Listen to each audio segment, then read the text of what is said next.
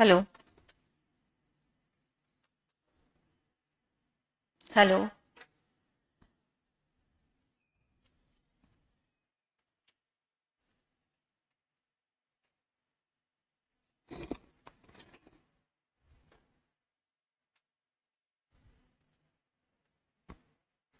हाँ, चलो शुरू हो जाओ तो। सेबी एक्ट कौन से साल में आया था? 1992 में आया था।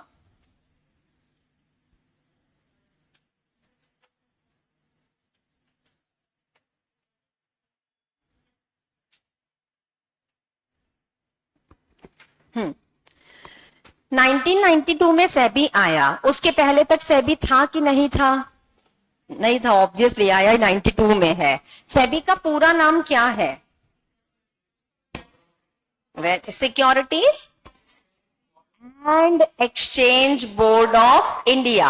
1992। क्या पढ़ क्या रहे हैं अपन लोग, पहले तो ये बताओ, मैं वो निकालूं।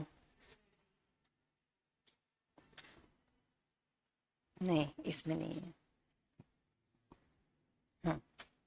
इसमें हम लोगों ने कल जितना पढ़ लिया था, एक बारी फटाफट से केवल रैपिडली रिकैप लेकर बताओ।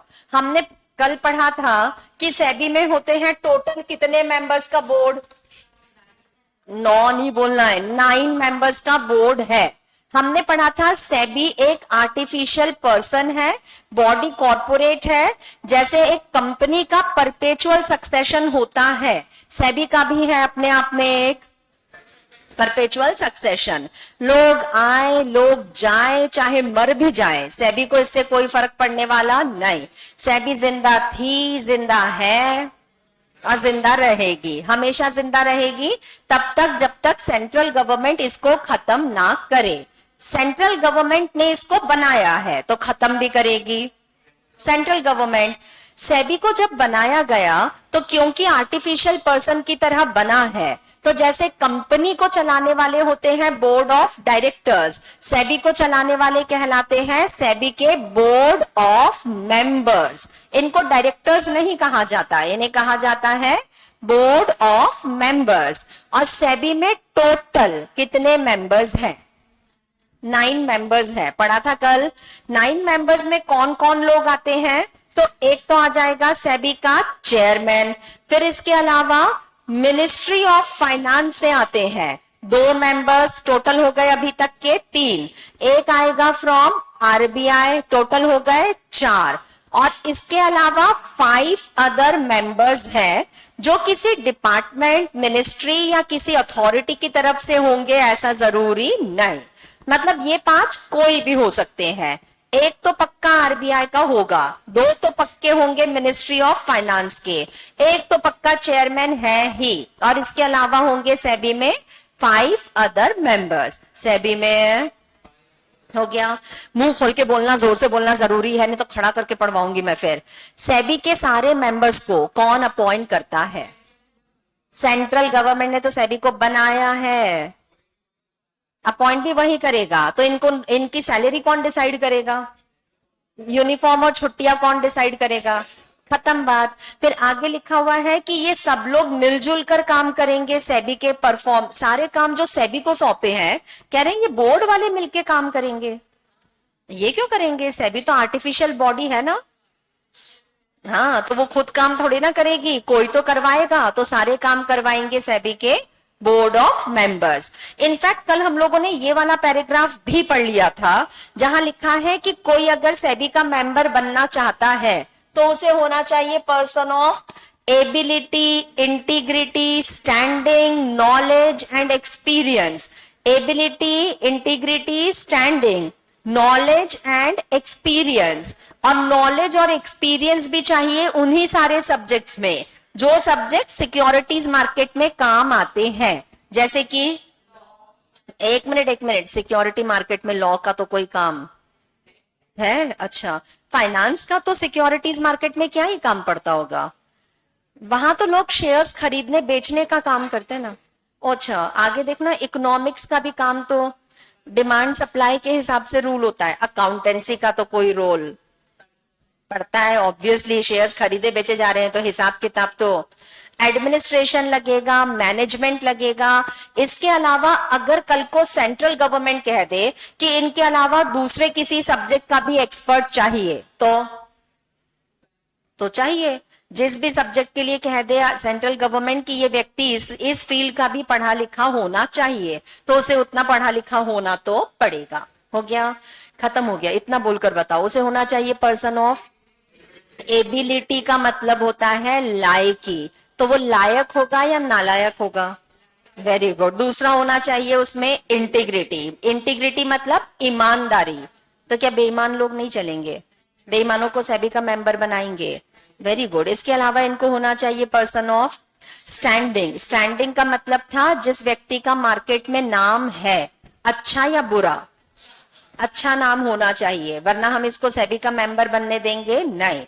अगला तो है नॉलेज एंड एक्सपीरियंस इन सारे सब्जेक्ट्स का। हो गया, खत्म। ऐसे ऐसे गुण हो तो कोई व्यक्ति सेबी का मेंबर बन सकता है। सुनने में तो लगता है कि अगर किसी को सेबी का मेंबर बनना है, इतनी बड़ी बॉडी है और उसका मेंबर, तो मतलब थोड़ा पढ़ा लिखा तो होना चाहिए। बट सेबी ने एज सच कोई एजुकेशनल क्वालिफिकेशन प्रिस्क्राइब नहीं करी है। सेबी ने कहा है हमारे पास इस तरह के लोग होने चाहिए। हालांकि ये बात अलग है कि जब भी किसी व्यक्ति को एज अ मेंबर अपॉइंट किया जाएगा तो वैकेंसी निकाली जाएगी। अब वैकेंसी में सेबी अगर चाहे तो अपनी तरफ से कोई एजुकेशनल क्वालिफिकेशन प्रिस्क्राइब कर सकती है। वो समय के अनुसार बदलता है। जैसे पहले तो बीकॉम भी चल जाता था, अब प्रोफेशनल डिग्री से कम पे तो हम किसी को अपॉइंट करेंगे। प्रोफेशनल डिग्री मतलब वो तो पढ़े लिखे लोग होते हैं। जैसे अच्छा, सीएस पढ़े लिखे लोग होते हैं। ओके, अगले पॉइंट पर जाओ। अगला है functions and powers of SEBI. मिला? अच्छा, तुम्हारे पास तो है भी नहीं अभी। एक काम करो, कॉपी में लिखो functions and powers of SEBI section 11 और उसके आगे लिखो very very very very very very important.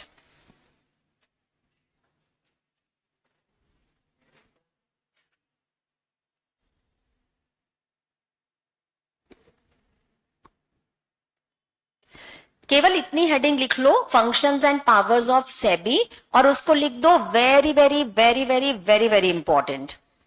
लिख लिया? एग्जाम में इसके आने के चांसेस बहुत ज्यादा है। और इस क्वेश्चन का ये जो आंसर अब हम लोग पढ़ने जा रहे हैं, क्वेश्चन कैसा आएगा वो तो मैं बताऊंगी, बट इस आंसर में ना आपको सेक्शन नंबर भी याद रखना है। सेक्शन नंबर है 11। सेक्शन नंबर 11 में सेबी के पावर्स एंड फंक्शंस दोनों बताए हैं और दोनों चीजों में अंतर है। फंक्शन का मतलब होता है वो सारे काम जो सेबी को सौंपे गए हैं कि आपको ये काम करना है, और पावर का मतलब होता है इन्हीं कामों को करने के लिए हमने सेबी को कुछ अधिकार दिए हैं। क्योंकि अधिकार दोगे नहीं तो लोग सेबी की बात मानेंगे। जैसे कि सेबी को बोला है कि भाई मार्केट को रेगुलेट करना। अब सेबी चली मार्केट रेगुलेट करने, सेबी ने किसी से कहा लाओ अपने बुक्स बताओ, और वो कहते हैं नहीं बताना जा, तो सेबी तो बेचारी कुछ कर पाएगी? तो हमें सेबी को पावर देना तो पड़ेगा कि सेबी अगर किसी से बुक्स मांगे तो उसको बुक्स प्रेजेंट करने पड़ेंगे। जब तक पावर दोगे नहीं कोई व्यक्ति अपना काम पूरी तरह से कर पाएगा नहीं। सेक्शन 11 में सबसेक्शन 4 तक जाना है, तो सबसेक्शन 1, 2, 2A, 3 और फिर सबसेक्शन 4, ऐसे 5 सबसेक्शंस हैं जिनमें कुछ में तो लिखे हैं फंक्शंस और बाकियों में लिखे हैं पावर्स। कुछ में लिखे हैं, बाकियों में लिखे हैं। अब आपको इनको अलग अलग करना, सेपरेट करना बहुत जरूरी होगा, क्योंकि अगर एग्जामिनर ने कहा कि सेबी के फंक्शंस लिखो तो आप सेक्शन 11 के केवल उतने ही सबसेक्शंस लिखोगे जिसके अंदर लिखे हैं सेबी के फंक्शंस। अगर कहा पावर्स लिखो तो केवल वही वाले सबसेक्शंस लिखने हैं जिसमें लिखे हुए हैं सेबी के पावर्स। आ गया समझ में? दोनों चीजें एक ही सेक्शन में ठूस दी है, पर हमको अलग अलग करना पड़ेगा, फंक्शंस अलग और पावर्स अलग। जैसा एग्जामिनर पूछेगा हम उतना ही हिस्सा लिखकर आएंगे। पूरा लिख दोगे तो पहली बात तो कोई मार्क्स अलग से मिलने वाले हैं नहीं और अननेसेसरीली टाइम वेस्ट कर रहे होंगे, तो हमको दोनों को अलग अलग समझना तो पड़ेगा। ठीक है?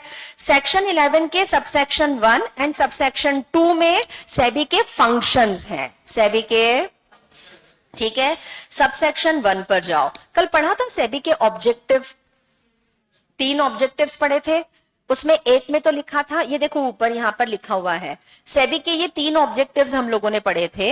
एक में तो लिखा हुआ था कि सेबी का काम होगा इन्वेस्टर्स के इंटरेस्ट को प्रोटेक्ट करना, दूसरा काम था इसका सिक्योरिटीज मार्केट को प्रमोट करना, और तीसरा काम था मार्केट को रेगुलेट करना।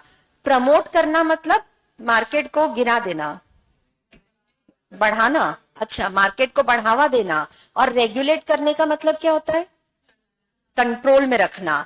तो सेबी के 3 काम है, इन्वेस्टर्स के इंटरेस्ट को प्रोटेक्ट करना, मार्केट को प्रमोट भी करना और रेगुलेट भी करना। जिस ऑब्जेक्टिव के साथ सेबी को बनाया गया था, बस यही है सेबी का पहला function as per section 11। Section 11 subsection 1 के अनुसार सेबी की ड्यूटी बनती है टू प्रोटेक्ट द, इसके अलावा उसका काम होगा सिक्योरिटीज मार्केट को प्रमोट करना एंड सिक्योरिटीज मार्केट को रेगुलेट करना। जिस पर्पस के साथ बनाया था वही सेबी का पहला काम है। इतना आ गया समझ में? पक्का?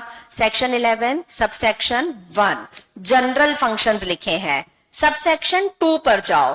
अब यहां पर एक लंबी चौड़ी सी लिस्ट बना करके दी है जिसमें सेबी के फंक्शंस लिखे गए हैं।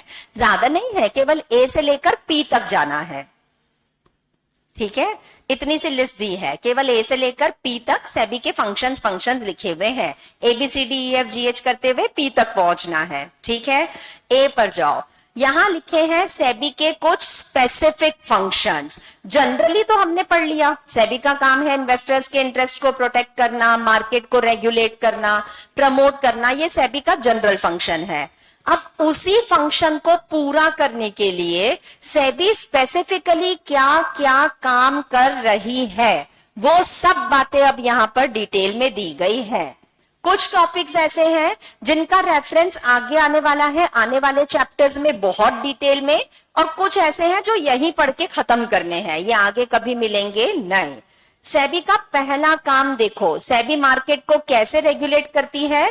तो पहला काम, सेबी रेगुलेट करती है स्टॉक एक्सचेंजेस को। किसको? एक मिनट, थोड़ा सा कंफ्यूजन है। सेबी का काम तो कैपिटल मार्केट को रेगुलेट करने का है ना, तो सेबी स्टॉक एक्सचेंज को कहां रेगुलेट करने पहुंच गई? हाँ, तो बताओ ना फिर क्या होता है? कैपिटल मार्केट के कितने हिस्से होते हैं? 2 होते हैं, एक होता है प्राइमरी मार्केट और एक होता है, और सेकेंडरी मार्केट में आता है स्टॉक एक्सचेंज। कौन आता है? और कैपिटल मार्केट को रेगुलेट करने का काम करती है सेबी। तो जब सेबी इसको रेगुलेट करती है तो इन दोनों को भी तो, ठीक है। और आज की तारीख में स्टॉक एक्सचेंज को रेगुलेट करने का काम कर रही है सेबी, कर रही है। हो गया, पहला पॉइंट क्लियर है। फंक्शंस में सेबी के क्या क्या स्पेसिफिक फंक्शंस है। पहला काम, सेबी का काम होगा स्टॉक एक्सचेंज को रेगुलेट करना। किसको? हो गया, पहला काम क्लियर है। दूसरा, ये जो सेकेंड, थर्ड और फोर्थ पॉइंट है, इन तीनों को हम एक साथ मर्ज करने वाले हैं। इसमें जो जो नाम लिखे गए हैं, ये सारे नाम, सेकेंड वाले में भी, थर्ड वाले में भी और फोर्थ वाले में भी जो जो नाम लिखे गए हैं ना, ये सारे नाम है इंटरमीडियरीज के नाम है। किन के नाम है? और इंटरमीडियरीज एक क्लास होती है सर्विस प्रोवाइडर्स की, जो मार्केट में अलग अलग तरह की सर्विसेज देते हैं, प्राइमरी मार्केट में भी और सेकेंडरी मार्केट में भी। इंटरमीडियरीज होते हैं रजिस्टर्ड विथ सेबी। इसका मतलब अगर किसी को इंटरमीडियरी बनना है तो पहले उसको जाकर के करवाना पड़ेगा सेबी के पास खुद का रजिस्ट्रेशन। सेबी जैसे ही इनको रजिस्टर्ड कर लेती है ना, ये आ जाते हैं अंडर कंट्रोल ऑफ सेबी। अब ये बिल्कुल वही करेंगे जो इनको करने को कहेगा सेबी। आ गया समझ? ये सेकंड पॉइंट में, थर्ड पॉइंट में और फोर्थ पॉइंट में ये जो इतने सारे नाम लिखे हुए हैं, ये सारे नाम अल्टीमेटली है इंटरमीडियरीज के। एक एक इंटरमीडियरी के बारे में या तो एक एक चैप्टर ही बना हुआ है, वरना एक पूरा चैप्टर है इंटरमीडियरीज का ही, जिसमें ज्यादा नहीं है, केवल 14 इंटरमीडियरीज के बारे में हमको डिटेल में बताया है। जैसे कि डिपॉजिटरीज है, इसका तो एक पूरा चैप्टर है, बट ये stock broker, sub broker, share transfer agent, इन सब के लिए एक कंबाइंड चैप्टर बना दिया है। सारे इंटरमीडियरीज की डिटेल वहां पर पढ़ने को मिलेगी। अभी हम यहां से अगर नाम भी पढ़ते हैं ना तो भी हमको कुछ समझ में आने वाला नहीं है, क्योंकि डिटेल में इनके फंक्शंस आगे पढ़ने हैं। पर इन पॉइंट्स को कैसे याद करें, तो बी, सी और डी, इन तीनों में हम लोग कॉमन वर्ड लेकर आ जाते हैं। एक एक का नाम अलग अलग पढ़ने की बजाय हम इन सबको बुलाएंगे कॉमनली इंटरमीडियरी। और तीनों पॉइंट्स में सेबी का क्या फंक्शन है, सेबी का फंक्शन है इनको रजिस्टर करना और इंटरमीडियरीज को रेगुलेट करना। खत्म हो गया।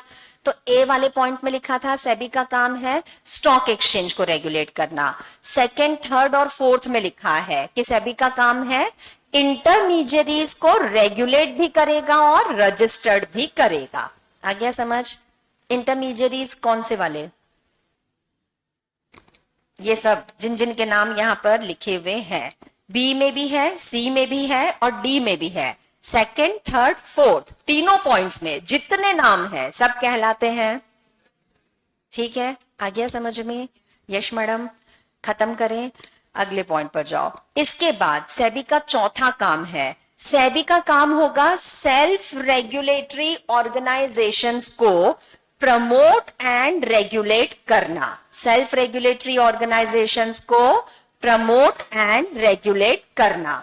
ये टॉपिक हमें आज के बाद कभी पढ़ने को नहीं मिलने वाला, तो यहीं पे डिटेल में समझ लो। लिखना आपको डिटेल में नहीं पड़ेगा एग्जाम में, बट जानकारी होना जरूरी है। नाम से शायद क्लियर हो रहा होगा, सेल्फ रेगुलेटरी ऑर्गेनाइजेशन। हाँ, ये लोग क्या करते हैं, खुद ही को रेगुलेट करते हैं। कैसे पता चला? नाम में लिखा है सेल्फ रेगुलेटरी, ये अपने लिए नियम बनाते हैं खुद, अपने आप को कंट्रोल करते हैं खुद। अब होता यह है कि सेबी को काम सौंपा था ये काम कि मार्केट को रेगुलेट करना। मार्केट में करोड़ों इन्वेस्टर्स आते हैं सेलर बनके, करोड़ों इन्वेस्टर्स आते हैं बायर बनके, ये सब आ जाते हैं स्टॉक एक्सचेंज पर। तो एक तो सेबी रोज रेगुलेट कर रही है स्टॉक एक्सचेंज को, ऊपर से इतनी भीड़ करोड़ों इन्वेस्टर्स की, तो इनको भी संभालना होता है। इतना तो काम था ही, फिर सेबी इसके बाद इंटरमीडियरीज को भी संभाल रही है। इंटरमीडियरीज भी देखो कितने सारे नाम यहां पर दिख रहे हैं, और एक एक कैटेगरी में जैसे स्टॉक ब्रोकर्स तो लाखों स्टॉक ब्रोकर्स है, मर्चेंट बैंकर हजारों मर्चेंट बैंकर है। तो इसका मतलब ये हुआ कि इन्वेस्टर्स तो है ही है, इतने करोड़ों इंटरमीडियरीज भी है, और सेबी इन सबको भी कर रही होती है, रेगुलेट कर रही होती है। तो सोचो 9 मेंबर्स का तो बोर्ड है, इतना सा बोर्ड बेचारा कितने सारे लोगों को कंट्रोल कर रहा है। तो एक कॉन्सेप्ट लेकर आए थे एसआरओ का। काहे का? एसआरओ का। सेबी का कहना था कि मार्केट में जितने भी इंटरमीडियरीज है ना, तो हर क्लास ऑफ इंटरमीडियरी के लिए, जैसे कि मर्चेंट बैंकर एक intermediary, banker to an issue एक इंटरमीडियरी, म्यूचुअल फंड एक इंटरमीडियरी। तो सेबी का कहना था कि एक एक कैटेगरी में लाखों लोग रजिस्टर्ड है, एक एक कैटेगरी में लाखों लोग रजिस्टर्ड है। सेबी कितने लोगों को संभालेगी? तो सेबी ने कहा हर एक क्लास के लिए हम एक काम करते हैं, एक एसआरओ बना देते हैं, एक एसआरओ बना देते हैं। जिस क्लास के लिए जो एसआरओ बनेगा ना, वो एसआरओ इस क्लास में आने वाले सारे के सारे लोगों को कंट्रोल करेगा, और सेबी कंट्रोल करेगा सिर्फ इस एक एसआरओ को। सेबी इसको रेगुलेट करेगा और ये लाखों म्यूचुअल फंड्स को या फिर लाखों मर्चेंट बैंकर्स को रेगुलेट करता रहेगा। तो सेबी का काम कंपैरेटिवली हो जाता है कम। सेबी इन लोगों पर अभी पर्सनली नजर नहीं रख पा रही है, क्योंकि उसके पास करने के लिए काम और भी ज्यादा है। बट एसआरओ का इसके अलावा और कोई काम है ही नहीं, तो एसआरओ इन सारे इंटरमीडियरीज पर क्लोज आए रख सकता है। ठीक है, तो सेबी ने कहा इंडिया में जितने क्लास ऑफ इंटरमीडियरीज है रजिस्टर्ड तो होंगे सेबी के पास, बट इनको मेंबर बनना पड़ेगा एसआरओ का। हर क्लास के लिए हम एक अलग एसआरओ बना देंगे। तो सेबी को काम दिया है सेंट्रल गवर्नमेंट ने कि एसआरओ को प्रमोट करो, एसआरओ को और जितने एसआरओ बनेंगे हम उन सबको करेंगे, सेबी करेगा उन सबको रेगुलेट। सेबी को केवल एसआरओज रेगुलेट करने हैं। सोचो अगर मार्केट में 40 तरह के इंटरमीडियरीज के क्लासेस हैं तो 40 एसआरओ बन जाएंगे। इन 40 को कंट्रोल करना ज्यादा इजी है या 4 करोड़ को कंट्रोल करना, है ना? तो ये ज्यादा बेटर होगा। तो सेबी एसआरओज बना देगी हर क्लास के लिए और ये लोग अपने अपने क्लास के इंटरमीडियरीज को करेंगे रेगुलेट करेंगे। तो क्या सेबी का इन इंटरमीडियरीज से रिश्ता खत्म हो जाएगा? नहीं, रजिस्टर्ड तो इनको अभी भी होना पड़ेगा सेबी के पास, और रिश्ता डायरेक्ट नहीं है तो किसके थ्रू? सिंपल, आ गया समझ में? पक्का। सेबी का काम होगा एसआरओज को प्रमोट भी करना और एसआरओज को रेगुलेट भी करना। इस काम को करते हुए आज की तारीख में इंडिया में केवल एक एसआरओ बन पाया है, वो है म्यूचुअल फंड्स के लिए। म्यूचुअल फंड्स के एसआरओ का नाम है AMFI, association of mutual funds of India. सिर्फ केवल म्यूचुअल फंड के लिए अभी तक एसआरओ बना है, बाकी सारे क्लास ऑफ इंटरमीडियरीज अभी भी डायरेक्ट कंट्रोल में आते हैं सेबी के। सेबी को जब जब फुर्सत मिलती जाएगी वो एक एक क्लास के लिए एसआरओ बनाता जाएगा। आ गया समझ में? पक्का। खत्म। इतने पॉइंट्स रिपीट कर लो क्योंकि एग्जाम में आने लायक क्वेश्चन है, तो हम थोड़े थोड़े के बाद में रिवाइज करते रहेंगे। हम किसके फंक्शंस पढ़ रहे हैं? सेबी के सबसेक्शन 1 में तो जनरल फंक्शंस थे, वो 3 ऑब्जेक्टिव वाले। सबसेक्शन 2 में स्पेसिफिक है। ए में लिखा था, फर्स्ट पॉइंट में लिखा था स्टॉक एक्सचेंज को रेगुलेट करना। सेकंड, थर्ड, फोर्थ तीनों में लिखा हुआ है किनको रेगुलेट करेगा? इंटरमीडियरीज को रजिस्टर्ड एंड रेगुलेट करेगा। 5वें में लिखा है इसका काम है एसआरओज को प्रमोट करना एंड रेगुलेट करना, बनाना भी और संभालना भी। हो गया? अगले पॉइंट पर जाओ। एसआरओ का अगला काम होता है fraudulent and unfair trade practices को प्रोहिबिट करना। प्रोहिबिट मतलब तो रोकना होता है, तो ये इसको क्यों रोक रहा है?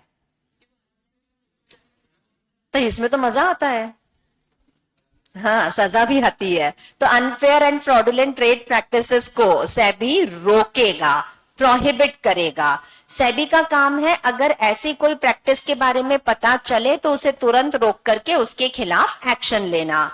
इस काम को करने के लिए सेबी ने एक पूरा रेगुलेशन बना दिया है अलग से, और वो हमारे लिए एक पूरा चैप्टर है। कैसे सेबी इस तरह की हरकतों को रोकता है एक पूरे चैप्टर में डिटेल में समझाया है। हो गया? पक्का। अच्छा देखो, पहले मैं तुमको बता दूं, यहां ना कुछ कुछ वर्ड्स मिलेंगे। एक वर्ड है रेगुलेट, एक वर्ड है प्रमोट, एक वर्ड है प्रोहिबिट, ठीक है, एक वर्ड है रेस्ट्रिक्ट। जरा सोच के बताओ इन शब्दों में कोई अंतर है क्या? रेगुलेट का मतलब होता है कंट्रोल करना। कंट्रोल जो काम कर रहे हैं, जिसको हम कंट्रोल करने वाले हैं, वो काम गलत काम है क्या? काम तो सही है, सेबी केवल उसको रेगुलेट करेगा। प्रमोट करने का मतलब क्या होता है? बढ़ावा देना। प्रोहिबिट का मतलब होता है रोकते कौन से काम को है, जो अच्छे काम है या गंदे काम है? गंदे कामों को सेबी रोक ही देगा। और रेस्ट्रिक्ट करने का मतलब होता है करो, लेकिन एकदम खुल के कर पाओगे नहीं, कुछ रेस्ट्रिक्शंस है, केवल रेस्ट्रिक्टेड तरीके से ही ये काम होगा। आपको बेसिकली यहाँ पर ये 3 वर्ड्स बार बार रिपीटेटिवली मिलेंगे, बट एग्जाम में लिखते समय ध्यान रखना कहां पर रेगुलेट लिखना है, कहां पर प्रोहिबिट लिखना है और कहां पर प्रमोट लिखना है। ठीक है? एसआरओज को क्या करता है? रेगुलेट एंड दोनों करता है। वो जो इंटरमीडियरीज है उनको प्रोहिबिट करते हैं, रजिस्टर्ड करते हैं, रेगुलेट तो करते हैं। स्टॉक एक्सचेंजेस को रेगुलेट करते हैं, अनफेयर ट्रेड प्रैक्टिसेस को, यहां रेगुलेट वर्ड गलती से भी मत लिख देना। अगर रेगुलेट लिखोगे तो लगेगा जैसे कोई अनफेयर ट्रेड प्रैक्टिस करे तो सेबी उसको संभालेगा, संभालेगा नहीं, उसको ये काम करने से मना करेगा। ठीक है? अगले पॉइंट पर जाओ, नेक्स्ट पॉइंट पर जाओ। सेबी का अगला काम होता है इन्वेस्टर्स के एजुकेशन को और इंटरमीडियरीज के ट्रेनिंग को प्रमोट करना। प्रमोट तो अच्छे कामों को करते हैं ना, तो ये तो कह रहे हैं सेबी का काम है इन्वेस्टर्स के एजुकेशन को प्रमोट करो। इन्वेस्टर्स को मार्केट के बारे में बताओ, तो वो तो जान जाएंगे, नहीं तो जान जाएंगे तो फिर उनको तो पता चल जाएगा कि क्या सही है और क्या गलत है, तो वो गलत जगह इन्वेस्ट तो नहीं करेंगे, तो इन्वेस्टर्स खुद ही बचा लेंगे खुद को। हाँ, तो सेबी का काम भी तो यही है, किसके इंटरेस्ट में, तो इन्वेस्टर्स के इंटरेस्ट को प्रोटेक्ट करने के लिए सेबी को काम सौंपा है। हर जगह सेबी नहीं जा सकता, तो सेबी को अपने इन्वेस्टर्स को करना चाहिए एजुकेट। एजुकेट करने के लिए सेबी कई बार आर्टिकल्स पब्लिश करती है, न्यूज़पेपर में पब्लिकेशंस देती है, सेबी अपने यहाँ से वीडियोस बनाकर अपनी वेबसाइट पर भी रिलीज करती है। उसमें कुछ एजुकेशनल चीजें इन्वेस्टर्स को बताई जाती है कि मार्केट को कैसे जज करना, कैसे एनालाइज करना। ये चीजें अगर इन्वेस्टर पढ़ ले, सुन ले, समझ ले, तो वो खुद ही अपने आप को बचा लेगा, सेबी को प्रोटेक्शन की फिर उसको जरूरत पड़ेगी नहीं। तो पहला काम है इन्वेस्टर्स के एजुकेशन को प्रमोट करना। दूसरा, इसी में लिखा है इंटरमीडियरीज मार्केट को संभालने में सेबी की मदद करते हैं, तो सेबी का काम होगा कि सेबी इनको भी समय समय पर देगा ट्रेनिंग दोगे तो आप तो इनको अपग्रेड कर दोगे, वही करना है, ताकि ये लोग मार्केट में होने वाले नए नए फ्रॉड्स के बारे में समझ सके। समझेंगे तभी तो ना मार्केट को कंट्रोल करने में सेबी की मदद करेंगे। हो गया। इसके आगे प्रमोट वर्ड लगाना था या प्रोहिबिट लगाना था? किसको प्रमोट करना? अच्छा, इन्वेस्टर्स एजुकेशन को प्रमोट करना है और अनफेयर ट्रेड प्रैक्टिसेस को, ठीक है, अगले पॉइंट पर जाओ। अगला काम है सेबी का इनसाइडर ट्रेडिंग को प्रोहिबिट करना। इनसाइडर ट्रेडिंग पर वैसे तो आगे एक पूरा चैप्टर है, पर तुम लोगों ने इनसाइडर ट्रेडिंग पहले कभी सुना हुआ है? इनसाइडर मतलब बाहर का व्यक्ति, कैसे पता चला? इनसाइडर। और ट्रेडिंग का मतलब होता है वो कुछ ना कुछ तो खरीदने बेचने का काम कर रहा है, ठीक है।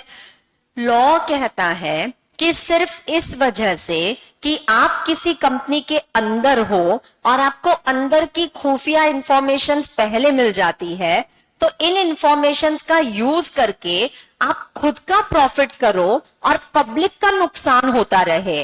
इस तरह की हरकतें अनएथिकल है, और अगर कोई व्यक्ति ऐसी हरकतें करता हुआ पकड़ा गया तो सेबी कहता है हम उसको सजा देंगे। कैसे? एक एग्जाम्पल के साथ समझो। बड़े होकर तुम क्या बन जाओगे? Very good. तो सीएस बनने के बाद कंपनी में जब जॉब करने जाओगे तो तुम्हारी कोई बहुत इंपॉर्टेंट पोस्ट होगी क्या? होगी क्या? तो क्या कंपनी के सारे बड़े बड़े डिसीजंस आपसे पूछ के लिए जाएंगे? ऐसा होगा? अच्छा, इस कंपनी का ना क्वार्टरली फाइनेंशियल स्टेटमेंट छपता है। क्वार्टरली फाइनेंशियल स्टेटमेंट हर 3 महीने में एक बार ये अखबारों में छपता है। फाइनेंशियल स्टेटमेंट अखबारों में जब छपने जाता है उसके पहले इसे भेजा जाता है सीएस के पास। सीएस इसको ऑथेंटिकेट करता है, सर्टिफाई करता है, चेक कर लेता है। आपके पास इस क्वार्टर का स्टेटमेंट पहुंचा जो कल अखबारों में छपेगा, कल अखबारों में छपेगा, अभी छपा, और इस स्टेटमेंट में आपने पढ़ लिया है कि कंपनी को हुआ है पिछले क्वार्टर में लॉस हुआ है। अच्छी खबर है, बुरी खबर है? कब छपेगी? कल जब ये खबर अखबारों में छपेगी, क्या लगता है मार्केट में इस कंपनी के शेयर्स के रेट गिर जाएंगे? आज गिरे हुए हैं क्या? आज तो बढ़े हुए हैं, क्योंकि पब्लिक को अभी तक इसकी जानकारी आज इस कंपनी का एक शेयर 1100 रुपए में बिक रहा है। कल जैसे ही ये खबर अखबारों में छपेगी, हो सकता है इस कंपनी का एक शेयर 600 रुपए का हो जाए। आप इस कंपनी के सीईओ हो, आपको ये खबर मिली, आपने खुद ने ही इस कंपनी के शेयर्स खरीद रखे हैं और आपको पता है कल शेयर्स का रेट गिरेगा, तो आप क्या करोगे? तुरंत। कब बेचेंगे? आज ही बेच दोगे। तो आज बेचोगे तो कितने में बिकेगा? 1100 में। आपने बेच दिए, आज ज्यादा रेट पर शेयर्स को बेच दिया। कल जब ये अखबारों में खबर छपेगी तो शेयर्स के रेट डेफिनेटली हो जाएंगे नीचे। वही हुआ जो आपने सोचा था, शेयर्स के रेट हो गए हैं 600 रुपए के। सारे इन्वेस्टर्स जो इस कंपनी के बाकी इन्वेस्टर्स हैं सब रो रहे हैं, एक अकेले आप बैठकर क्यों हंस क्यों रहे हो? हमको प्रॉफिट हुआ और बाकी सबको हुआ है लॉस। आपने इस कंपनी के शेयर्स खरीद रखे थे, तो कायदे से आप भी इस कंपनी के एक इन्वेस्टर ही हो, बाकी सारे इन्वेस्टर्स की तरह आप भी हो। तो लॉ कहता है कि सिर्फ इसलिए क्योंकि आप इस कंपनी में सीएस की पोस्ट पर हो और आपको एक खबर पहले मिल जाती है, इस खबर का फायदा उठाकर आप अपना प्रॉफिट बुक कर रहे हो जबकि बाकी इन्वेस्टर्स का लॉस हो रहा है। तो इन्वेस्टर होने के नाते आपके साथ में भी वही होना चाहिए जो बाकी सबके साथ हो रहा है। ये जो खुफिया इंफॉर्मेशन यूज करके तुमने अपने लिए आज प्रॉफिट बुक कर लिया है ना, इसी को कहा जाता है इनसाइडर ट्रेडिंग। कहा जाता है, और इस तरह की इनसाइडर ट्रेडिंग सेबी की नजरों में अनएथिकल है, गलत है। सेबी कहता है ऐसा करते हुए पकड़े गए तो सजा है, सजा भी ज्यादा की नहीं है, 25 करोड़ रुपए तक की पेनल्टी है, वरना जितने का प्रॉफिट कमाया है उसका 3 गुना, या तो 25 करोड़ रुपए तक की, और वरना जितना प्रॉफिट कमाया है उसका 3 गुना। आया समझ में? पर मुझे एक बात बताओ, यहाँ पे प्रोहिबिट वर्ड क्यों लिख रखा है? इनसाइडर ट्रेडिंग को सेबी प्रोहिबिट करेगी, प्रोहिबिट करेगी।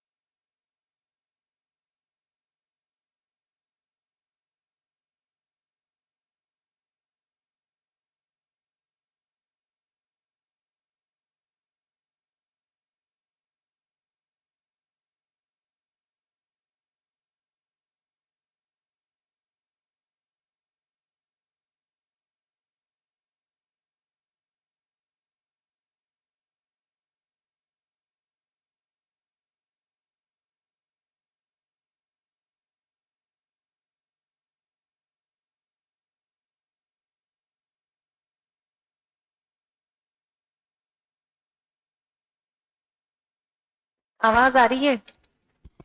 हाँ चलो, ये प्रोहिबिट क्यों बोल रहे हैं? रेगुलेट करो ना। किसको बंद करना है? इसमें बहुत मजा है। हाँ तो सजा भी तो बहुत है, और सेबी कहता है अनएथिकल है, ऐसे काम मत करो। तुम तो बैठ के मंद मंद मुस्कुरा रहे हो और बाकी पूरे इन्वेस्टर्स और केवल इसलिए रो रहे हैं बेचारे क्योंकि उनको खबर तुमसे बाद में मिली। तो ऐसा करना अच्छी बात नहीं है। आ गया समझ? पकड़ समझ में आ गया?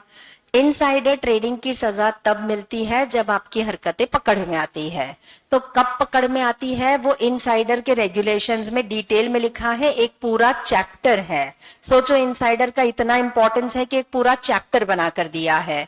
वहां बताया है ऐसे ऐसे करोगे तो पकड़े जाओगे। आगे समझ जाओ। अगर रास्ते पता हो, हाँ तो इसलिए ना रास्ते ढूंढने की कोशिश करना, पता चले तो मुझे भी बता देना। अगले पॉइंट पर आओ। अगले पॉइंट पर लिखा हुआ है regulating substantial acquisition of shares and takeover. कभी नाम सुना है टेक ओवर? किसी कंपनी का टेक ओवर करना नहीं सुना? टेक ओवर एक पूरा का पूरा चैप्टर है। यहां तो केवल एक चैप्टर है। जब एग्जीक्यूटिव से अगले लेवल पर जाओगे ना, प्रोफेशनल में, यहां तो आपको टेक ओवर का केवल ओवरव्यू मिलेगा एग्जीक्यूटिव में। वहां प्रोफेशनल में तो टेक ओवर एक पूरा बड़ा चैप्टर है जिसका वेटेज भी बहुत ज्यादा है। टेक ओवर का कॉन्सेप्ट ये होता है, एक कंपनी के द्वारा किसी दूसरी कंपनी को अक्वायर कर लेना। मतलब अभी तक वो कंपनी, दूसरी कंपनी अपने हिसाब से चल रही थी, अब उसमें वही होगा जैसा हम कहेंगे। टेक ओवर करना कोई बुरी बात नहीं है। सेबी कहता है टेक ओवर करो क्योंकि ये एक तरह की स्ट्रैटेजी है ग्रोथ के लिए। आप पहले एक कंपनी के रूप में काम कर रहे थे, अब आपके पास एक और कंपनी का बिजनेस आ जाता है तो ऑब्वियसली आप ग्रो करोगे। सेबी टेक ओवर करने से मना नहीं कर रहा, बट सेबी का कहना है टेक ओवर करना है तो जैसे नियम हमने बनाए हैं आपको उन्हीं नियमों के अनुसार करना पड़ेगा टेक ओवर। और इसके लिए सेबी ने ऑलरेडी बना रखा है SEBI substantial acquisition of shares and takeover regulations 2011 के नाम से। ठीक है, समझ में आया? तो सेबी का काम है टेक ओवर को सोच समझ के बोलना। प्रोहिबिट, प्रमोट नहीं, सेबी टेक ओवर को प्रमोट नहीं करता। सेबी ये नहीं कहता कि चलो चलो टेक ओवर करो। सेबी कहता है अगर आप कर रहे हो तो हम बता रहे हैं बिल्कुल वैसे टेक ओवर करना पड़ेगा। आ गया समझ? पक्का? गर्दन ऊपर रखो। इनसाइडर ट्रेडिंग को सेबी सोच के बोलना, promote, prohibit, regulate. Prohibit unfair trade practices को, इन्वेस्टर्स एजुकेशन को, इन्वेस्टर्स एजुकेशन को, एसआरओ को प्रमोट भी एंड रेगुलेट भी, इंटरमीडियरीज को रजिस्टर एंड रेगुलेट। हो गया? टेक ओवर को रेगुलेट करती है, टेक ओवर को रेगुलेट करती है। तो बोल तो रही हूं टेक ओवर को रेगुलेट करती है, तो वो उसको क्या करती है? इनसाइडर ट्रेडिंग को। अच्छा, इनसाइडर ट्रेडिंग को प्रोहिबिट करती है। ठीक है, अगले पॉइंट पर जाओ। अगला लिखा हुआ है सेबी का अगला काम होता है कॉलिंग फॉर इंफॉर्मेशन। सेबी अगर चाहे तो किसी व्यक्ति के बुक्स को इंस्पेक्ट कर सकती है, सेबी अगर चाहे तो उनसे इंफॉर्मेशन कॉल कर सकती है, बट किन किन लोगों से? तो यहां उन लोगों के नाम लिखे हुए हैं। एक तो फ्रॉम स्टॉक एक्सचेंज पे सेबी का कोई अधिकार, सेबी का अधिकार है, सेबी उसको रेगुलेट करती है। तो रेगुलेट करने के लिए अगर कभी लगे कि इसके बुक्स चेक करना है तो कर सकती है। सेबी म्यूचुअल फंड्स के भी बुक्स को इंस्पेक्ट कर सकती है और अगर चाहे तो उनसे भी इंफॉर्मेशन कॉल कर सकती है। वरना ऐसे किसी भी पर्सन के बुक्स रिकॉर्ड्स चेक किए जा सकते हैं जो सिक्योरिटीज मार्केट से जुड़ा हुआ है। सिक्योरिटीज मार्केट से खत्म। बोलो, ये पॉइंट समझ में आ गया? Calling for information stock exchange से, म्यूचुअल फंड से, वरना मार्केट से जुड़े हुए किसी भी व्यक्ति से सेबी इंफॉर्मेशन कॉल। मतलब कहना क्या चाह रहे हो? सेबी अगर उसको बोलेगा कि ये चीजों का जवाब दे तो देना पड़ेगा। सेबी इसको बोले बुक्स लाके दे तो देना पड़ेगा। ये सेबी का फंक्शन भी है और सेबी का पावर भी। इसी के बाद वाले पॉइंट पर जाओ। सेबी अगर चाहे तो बुक्स एंड इंफॉर्मेशन कॉल कर सकती है किसी भी बैंक से या किसी भी अथॉरिटी से भी। पॉइंट्स में अंतर है, अब ध्यान से सुनते जाओ। एक तो म्यूचुअल फंड के ऊपर अधिकार था, म्यूचुअल फंड को कहा बुक्स दे तो देना तो पड़ेगा। सेबी को लगता है कि अगर मार्केट में कोई ट्रांजैक्शन हुआ है जिसके ऊपर हमें इंक्वायरी करनी है, एनालिसिस करना है, तो ना केवल इंटरमीडियरी से, ना ही केवल मार्केट से जुड़े हुए लोगों से, बल्कि अगर सेबी को उचित लगे तो सेबी बैंक को भी बोल सकती है कि इस व्यक्ति से रिलेटेड जितने भी रिकॉर्ड्स आपके पास में हैं हमको दो। बैंक कंट्रोल होती है अंडर आरबीआई, कंट्रोल होती है अंडर। अब बैंक के लिए रूल बना है, बैंकिंग रेगुलेशंस एक्ट है, जहां क्लियरली लिखा हुआ है कि एक बैंक अपने क्लाइंट की इंफॉर्मेशन किसी के साथ भी शेयर करेगी नहीं, किसी को भी देगी। लेकिन अगर सेबी कहे कि मुझे इस व्यक्ति से रिलेटेड सारे डिटेल्स चाहिए तो बैंक मना कर पाएगी नहीं। क्यों नहीं मना कर सकती? क्योंकि सेक्शन 11 में सेबी को पावर दे रखा है कि सेबी अगर चाहे तो बैंक से भी इंफॉर्मेशन कॉल। समझ में आया? हर्षद मेहता देखा था, मतलब सीरीज देखी थी। हाँ, तो उस सीरीज में ना हर्षद मेहता बहुत सारे ट्रांजैक्शंस करता है और स्टॉक मार्केट में तो सारे ट्रांजैक्शंस होते ही बैंक के थ्रू है। अब अगर हमको पता करना है कि इसके अकाउंट में कब कितना पैसा आया और कब कितना पैसा गया, अगर आप हर्षद से पूछोगे तो वो तो आपको सच बताएगा। तो किससे पूछूं? पर बैंक तो मना कर देगा कि हम अपने क्लाइंट की डिटेल्स नहीं दे सकते, नहीं कर सकता, क्योंकि सेक्शन 11 में सेबी को अधिकार है। सेबी अगर बैंक से डिटेल्स मांगेगा तो बैंक को देना तो, ना केवल बैंक बल्कि अगर किसी अथॉरिटी से भी मांगता है, अथॉरिटी जैसे कि आरबीआई से मांगता है तो आरबीआई को भी सेबी की मदद करना तो हो गया। इसके अलावा अगर सेबी चाहे तो किसी एजेंसी से भी इंफॉर्मेशन कॉल एजेंसी जैसे कि सीबीआई, सीआईडी, इंटेलिजेंस, ये सब एजेंसीज होती है। कल को अगर सपोज मार्केट में कोई ऐसा ट्रांजैक्शन हुआ जिसमें सेबी भी इंक्वायरी कर रही है और सीबीआई भी इंक्वायरी कर रही है, तो हो सकता है उनको कोई एविडेंस मिल गए हो, तो सेबी अगर चाहे तो उनसे एविडेंसेस कॉल कर सकता है। अब एक दूसरे की मदद करना तो पड़ेगा। हो गया। इसके अलावा सेबी अगर चाहे तो इंफॉर्मेशन दे भी सकता है। किसको देगा? तो जब दूसरी अथॉरिटी से इंफॉर्मेशन लेने का अधिकार है तो आपको दूसरों को इंफॉर्मेशन देना भी तो पड़ेगा।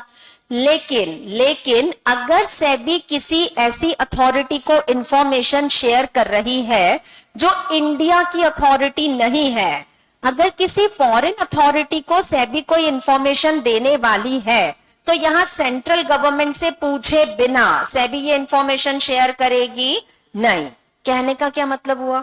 इंडिया वाली अथॉरिटी ने इंफॉर्मेशन मांगी तो सेबी उनसे इंफॉर्मेशन ले रही है तो इंफॉर्मेशन देना भी पड़ेगा, मदद करना उसका फर्ज है। हाँ, लेकिन अगर फॉरेन की कोई अथॉरिटी इंफॉर्मेशन मांगे तो सेबी उसको इंफॉर्मेशन दे सकती है, but with approval of central government. Government से पूछे बिना बाहर वालों को कुछ बता के मत आ जाना, पूछना तो।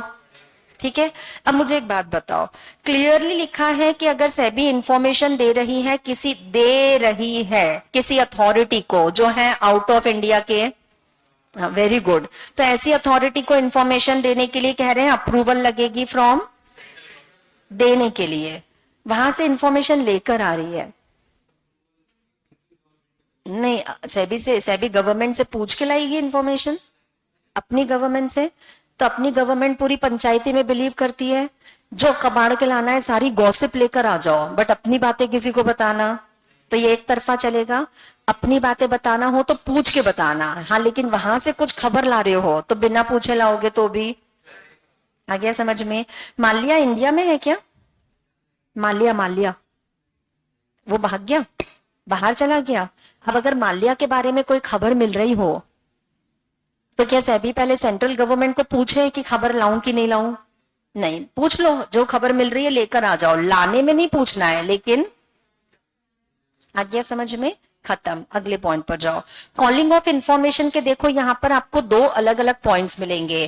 पहले पॉइंट में तो लिखा है इंफॉर्मेशन कॉल कर सकते हैं मार्केट से जुड़े हुए लोगों से, और दूसरे में लिखा है उन लोगों से भी इंफॉर्मेशन ले सकते हैं जो मार्केट से जुड़े हुए नहीं है, जैसे कि बैंक से, अथॉरिटी से, एजेंसी से। ना केवल इंफॉर्मेशन लेना है बल्कि इंफॉर्मेशन देना भी है, इंडिया में भी और आउट ऑफ इंडिया के बाहर भी। Very good. लेकिन बाहर को इंफॉर्मेशन देने के लिए पूछ लेना किससे? आ गया समझ में? इतना पक्का? अगले पॉइंट पर जाओ। अगला काम सेबी का है, सेबी को वो सारे फंक्शंस परफॉर्म करने हैं जो जो काम सेबी को सौंपे गए हैं अंडर SCRA। याद करो, कल बताया था मैंने, SCRA securities contract regulation act. कल कुछ कुछ पढ़ा था हम लोगों ने। एक तो सेबी है खुद SRO, अपने लिए नियम बनाती है खुद, और सेबी एक बुजुर्ग को संभालती है और एक SCRA को, और एक बच्चे को संभालती है, डिपॉजिटरीज को। बुजुर्ग कौन है? क्योंकि ये 1956 का है और सेबी आई थी इन द ईयर, तो ये SCRA सेबी से बड़ा है। और इसको संभाल कौन रही है? SCRA को कौन संभाल रहा है? SCRA में अथॉरिटी का नाम आज भी लिखा है सेंट्रल गवर्नमेंट। SCRA में आज भी अथॉरिटी सेंट्रल गवर्नमेंट है, बट सेंट्रल गवर्नमेंट ने अपने पावर्स डेलीगेट कर रखे हैं। किसको? सेबी को। तो यहां लिखा हुआ है कि सेबी का फर्ज बनता है जो जो काम उसको SCRA में दिए गए हैं सेंट्रल गवर्नमेंट के द्वारा, उसको वो सारे काम भी करना। तो किसने काम दिए? कौन से एक्ट में? SCRA में। तो लेकिन आज भी सेंट्रल गवर्नमेंट का ही नाम लिखा है, लिखा तो उसी का ही रहेगा, लेकिन अब उसके पावर्स डेलीगेट हो चुके हैं। किसको? तो अब असली में काम कौन कर रहा है? तो कह रहे वो काम करने पड़ेंगे। हाँ, तो करना तो ठीक है। अगले पॉइंट पर जाओ। सेबी को एक बहुत बड़ा काम सौंपा गया है। सेबी का काम है फीस चार्ज करना। बाकी सारे फंक्शंस का तो पता नहीं, पर ये काम सेबी बहुत सीरियसली करती है। सेबी का काम होगा फीस चार्ज करना। इंटरमीडिएरी आएगा ना रजिस्ट्रेशन लेने, फ्री में मत कर देना। क्या लेंगे? है ना, कोई कंपनी आएगी ना पब्लिक इशू की परमिशन लेने, फ्री में मत दे देना। क्या लेंगे? है ना, इंटरमीडिएरीज को रजिस्टर्ड करोगे तो उनसे कहो कि एनुअली अपनी रिपोर्ट सबमिट करें। फ्री में मत ले लेना, क्या चार्ज करेगी। ठीक है, इस काम को सेबी ने इतना सीरियसली ले लिया है फीस चार्ज करने वाले को, कि सेबी ना किसी चीज का जवाब देना होता है अगर, तो जवाब देने से पहले सेबी फीस ले लेती है। आप सेबी से अप्रूवल लेने जाओगे, सेबी पहले आपसे रखवा लेगी फीस। बोलने के तो सेबी पैसे लेती ही है, अगर आपने कोई बात केवल सेबी को सुना दी ना, तो सुनने के भी पैसे लेती है। मतलब आपने केवल सेबी को बोला और उसने सुना, तो उसके भी लग जाती है फीस। हो गया, खत्म। अगले पॉइंट पर जाओ। सेबी का अगला काम होगा रिसर्च कंडक्ट करना। रिसर्च करने से कोई फायदा वायदा थोड़ी ना होता है, रिसर्च करने से तो चीजें और बिगड़ती है, सुधरती है। तो सेबी का काम था ना मार्केट को प्रमोट करना, तो प्रमोट करने के लिए रिसर्च, तो ये काम अभी शुरू नहीं हुआ है पर कभी तो होगा। और आखिरी पॉइंट पर जाओ। आखिरी पॉइंट सबसे अच्छा पॉइंट होता है हर जगह पर देखना। आखिरी वाले में लिखा है इसके अलावा सेबी वो सारे काम करेगी जो जो उसको समय समय पर बोला जाए। मतलब इतने तो बोल ही रखे हैं, और इसके अलावा कल को सेंट्रल गवर्नमेंट ने बोला ये भी कर, तो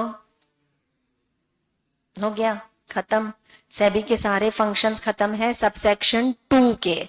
सबसेक्शन 2 के अभी तो 2A 3 फिर 4 ये सब बचा हुआ है। हालांकि 2A तुम्हारे सिलेबस में नहीं आने वाला, पर 3 और 4 अभी भी बचा है। वो पावर्स हैं, फंक्शंस नहीं।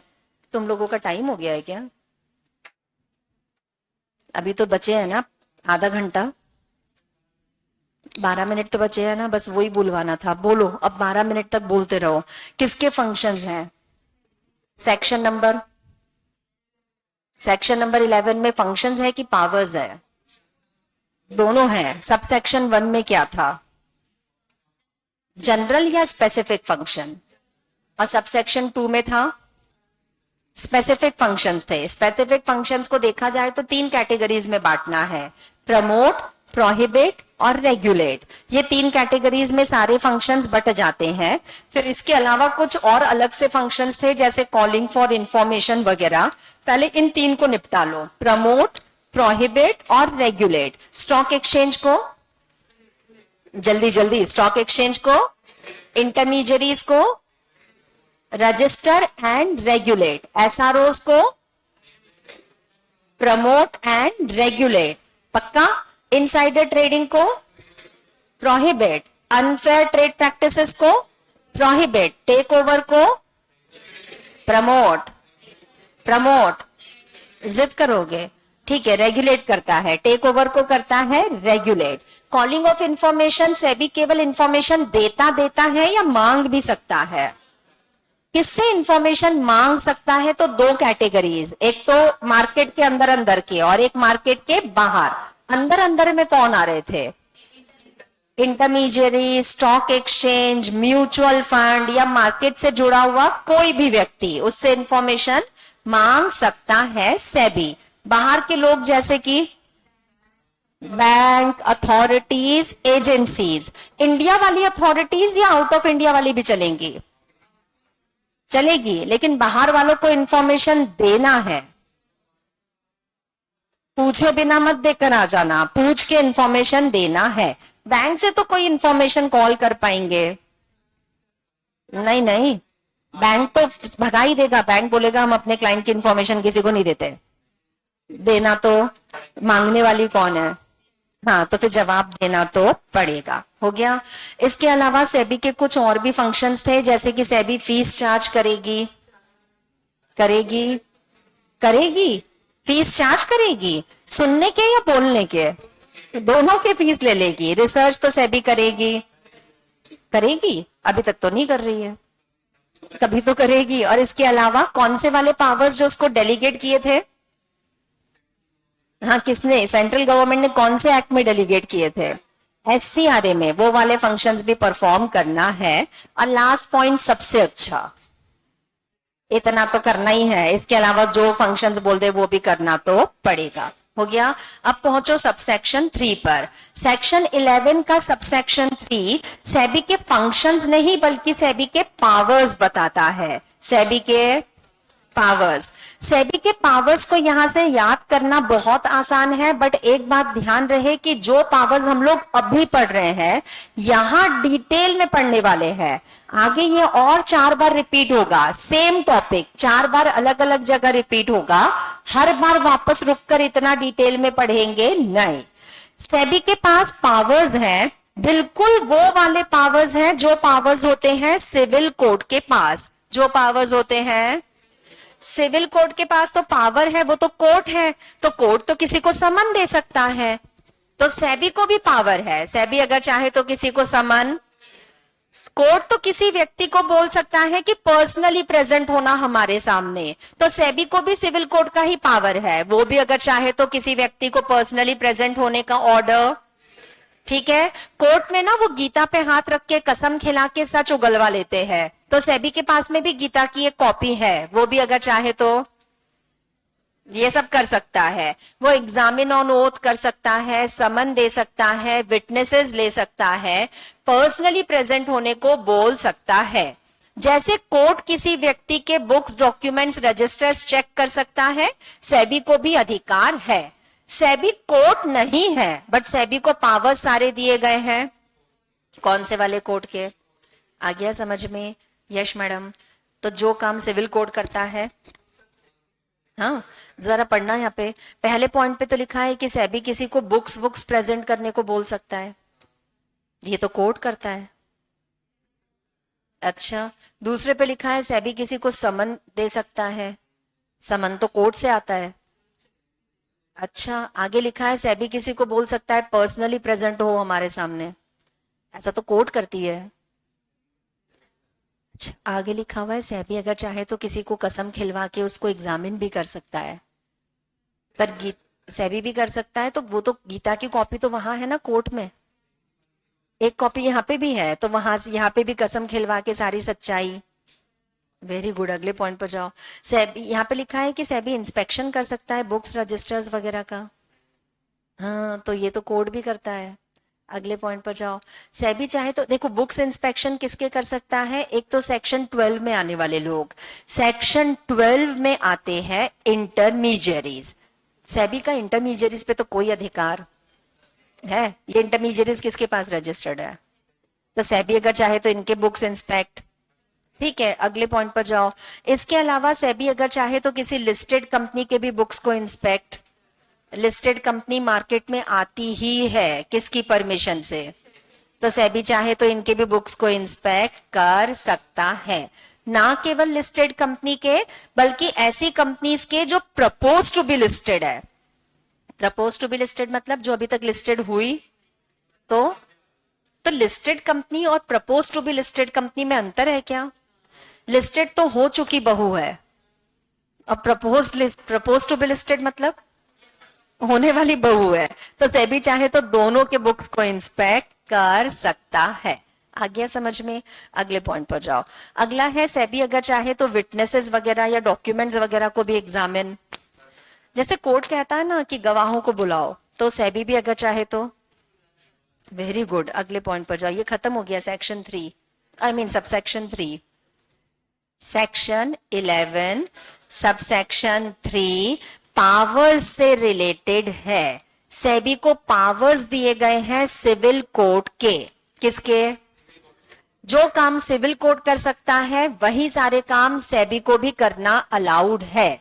सेबी अगर चाहे तो लोगों को पर्सनली प्रेजेंट होने को बोले, समन दे दे, एग्जामिन करे, कसम खिलवाए, कसम खिला के एग्जामिन कर ले, बुक्स, रिकॉर्ड्स, डॉक्यूमेंट सब इंस्पेक्ट करने का अधिकार है, बिल्कुल वैसे जैसे ये अधिकार होते हैं सिविल कोड के पास। तो क्या सेबी कोर्ट बन गई? सेबी कोर्ट, लेकिन उसको पावर्स सारे मिल गए हैं सिविल कोर्ट वाले। आ गया समझ? अरे हाँ, सेक्शन 11 में 3 सब सेक्शंस पढ़ चुके हो। 1 में था जनरल फंक्शंस, 2 में था स्पेसिफिक फंक्शंस, 3 में था power of SEBI, power of civil court वाला। 4 पर जाओ, ये इंपॉर्टेंट क्वेश्चन है, इसके ऊपर सब सेक्शन 4 पर अलग से एक पूरा क्वेश्चन बन सकता है 5 मार्क का। ठीक है, अब एक बात और समझ लो, सेक्शन 11 अगर एग्जाम में आता है तो सेक्शन 11 आपको पूरा सेक्शन 11 एक साथ कभी नहीं पूछा जाएगा। सेक्शन 11 में 4 सब सेक्शंस हैं, अगर इन्होंने पूरा पूछ लिया ना एट द सेम टाइम तो ये एक क्वेश्चन 20 मार्क का बन जाता है, और 20 मार्क का एक क्वेश्चन पूछने का अब कोई रिवाज रहा ही नहीं। तो एग्जामिनर क्या करेगा, इसके छोटे छोटे टुकड़े कर देगा सेक्शन 11 के, और आपको कोई भी एक टुकड़ा पूछ लिया जाएगा 5 मार्क के क्वेश्चन के रूप में। जैसे कि सिविल सेबी के पावर्स बताओ जो सिविल कोड के पावर्स से रिलेटेड है, आपको केवल इतना हिस्सा पूछा है, तो आपको लिखना है सेक्शन 11 का सबसेक्शन 3।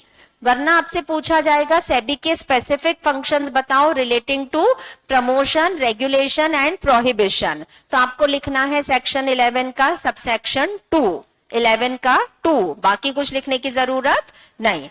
सिमिलरली सेक्शन 11 के सबसेक्शन 4 पर आपको एक इंडिपेंडेंट क्वेश्चन आ सकता है, सेबी के powers for order, for passing of order, SEBI कैसे कैसे ऑर्डर पास कर सकती है। तो सेक्शन 11 के सबसेक्शन 4 में लिखा है, अगर किसी व्यक्ति के ऊपर इन्वेस्टिगेशन चल रही है, अगर किसी व्यक्ति के ऊपर इन्वेस्टिगेशन अभी तक पूरी तरह से खत्म नहीं हुई, और वरना अगर इन्वेस्टिगेशन पूरी तरह से हो चुकी है खत्म, दोनों ही केसेस में सेबी अगर चाहे तो ऐसे ऐसे ऑर्डर्स पास कर सकता है। कब पास कर सकता है? पहला, जब किसी के ऊपर इन्वेस्टिगेशन चल रही है, चलते चलते के दौरान भी, और दूसरा अगर इन्वेस्टिगेशन पूरी हो चुकी है तो उसके बाद में भी अगर सेबी चाहे तो ऐसे ऐसे ऑर्डर्स पास किसी व्यक्ति के ऊपर इन्वेस्टिगेशन चल रही है, खत्म हो गई अगर, और वो व्यक्ति डिफॉल्टर प्रूव हो गया तो सेबी सजा देगी ही। लेकिन सेबी के पास इतना भी अधिकार है कि अभी तो इन्वेस्टिगेशन चल रही है, अभी खत्म हुई, अभी कुछ साबित हुआ, लेकिन अगर सेबी को लगता है कि ये व्यक्ति गलत है तो सेबी अभी इस अंदाजे पर भी अपनी तरफ से ये ऑर्डर्स पास, ठीक है, ऑर्डर पास करने का अधिकार सेक्शन 11 सबसेक्शन 4 में है। क्या क्या ऑर्डर सेबी पास कर सकती है? अरे मत लिखते जाओ, तुम्हारे पास आज सॉफ्ट कॉपी भी है, हार्ड कॉपी भी अभी पहुंचवा दूंगी मैं क्लास खत्म होने के पहले, ठीक है। पहले समझ लो क्या क्या ऑर्डर पास कर सकती है। पहला, सेबी अगर चाहे तो ये ऑर्डर दे सकती है कि किसी कंपनी की सिक्योरिटीज को स्टॉक एक्सचेंज पर से सस्पेंड कर दिया जाए। कंपनी के शेयर्स की ट्रेडिंग एक्सचेंज पे चल रही थी, सेबी को आया कंपनी पर गुस्सा, तो सेबी अगर चाहे तो ऑर्डर देकर बोल देगी कि इस कंपनी की सिक्योरिटीज को कुछ दिनों के लिए स्टॉक एक्सचेंज पर ट्रेडिंग होने देंगे। किसी की ट्रेडिंग को रुकवाना ये तो अच्छी बात है ना, ये मजा है कि सजा है? इससे कंपनी की गुडविल सुधरेगी कि खराबी हो जाएगी? पक्का। तो सेबी एक सजा ये दे सकती है कि कुछ दिनों के लिए अभी हम इस कंपनी की सिक्योरिटीज को एक्सचेंज पर ट्रेडेड होने से सस्पेंड कर रहे हैं। मैंने क्यों कुछ दिन बोला, हमेशा के लिए भी तो कर सकते थे। वर्ड क्या यूज किया यहाँ पे? सस्पेंड बोले तो टेम्पररी होता है, हमेशा के लिए नहीं। आगे समझ में? पहली सजा क्लियर है? बाप रे बाप, तुम लोगों ने खाना खा लिया है ना, तो ओवर ईटिंग कर ली है, तो हिलडुल भी नहीं पा रहे हो, बोल भी नहीं पा रहे हो।